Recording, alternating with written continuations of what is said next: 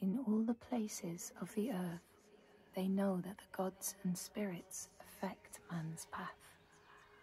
All the misfortune that befalls man lies at their feet. If you have eyes to see, you see their presence and their power. Keep your eyes open, traveler, and you might see their faces. Here, they once said that Loki lies imprisoned in a cave, trapped by his enemies, who set a serpent above to drip venom on his face. His wife, Sigyn, sits beside to catch the venom in a bowl, but when she must leave to empty it, the poison falls unabated. His pain is so great that he thrashes and writhes. And here above, we see the earth shake and break apart. Across the sea, they know that the earth is carried in the arms of a giant. When he is vexed or injured, he may not carry his burden so gently, and the world will feel his anger and pain. In a land far away, they say the winds are trapped inside the earth. They try always to make their escape, and they buffet and beat on the walls of their prison, causing the earth to quiver. And when they break through, they make their escape. They explode out in fury. In the lands of your birth, people live hidden too, in the hills and stones. They may be the remnants of a godly race who lost a war with giants and, finding the world changed, retreated into silence. But you still see their carvings and circles from the time when they walked among men.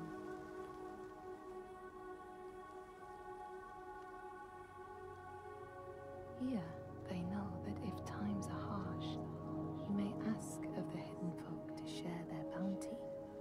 And if you are strong and wise and good, they may hear your plea and send you aid. But if you are not, or if you do not respect the strictures they lay down, you might have your strife doubled.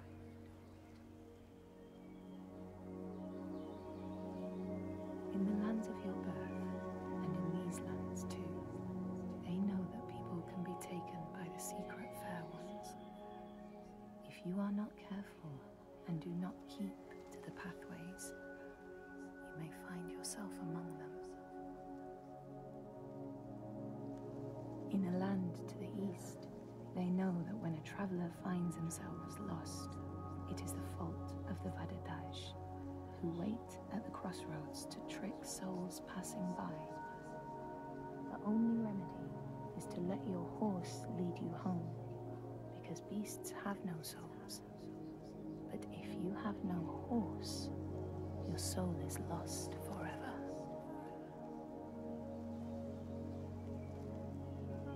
In this place, they know that sometimes the hidden folk will take their children and leave another in their place. These children may look the same as their own, but will be dazed and far away, or ill-tempered. And you know then you have a changeling in your house. In this land, when people cannot raise their children, they will leave them in a sacred place for the hidden folk to take and care for. Sometimes these children come back, but it is said that they are changed, with a wildness in their eyes, and their parents do not want them. These people know that children who have died uncared for can return as Ultburður, small ghosts clad in fluttering rags. When there are storms, they may cry as they did when they were human, and will look for their mothers until they find them, and never leave them again. In this land, you may catch sight of the Landdisasteinar, the spirits who embody the sacred places, the rivers and rocks. Do you see the Lady of the Mountain, the Fiak Kunan, who bathes in the waterfall and lets the drops fall on her shoulders? In the heart of the Northlands, they know the storms are born of the Oshkuredi, the hunt of Odin. The huntsmen ride horses with eyes of fire.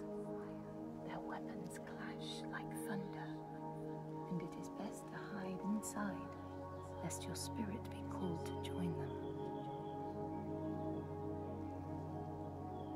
In your lands, traveler, they know that the Kailif, the hag of winter, is the one who hurls sleet and snow upon the land.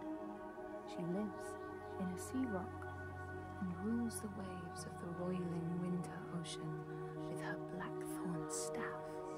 She strikes the ground to destroy the shoots of growing green, so the winter will lie long and low on the land. These people know that the sea god, Ran, sets out nets to trap sailors and drag them to her world. She sends the waves, her daughters, to wreck boats so she will have more men to take. And jealously, she pulls them down beneath the water. People here speak of warriors who can transform themselves into bears when they are enraged. Their skin becomes hide so thick no sword or spear can break it. When King Hrolfr fought Skald, many people saw a great bear fighting beside him, who killed more men with its paw than any 5 soldiers. Men here will tell of how Jarl Hakon worshipped the giant Thorgerða and sought her aid in the middle of battle when the tide was turning against him.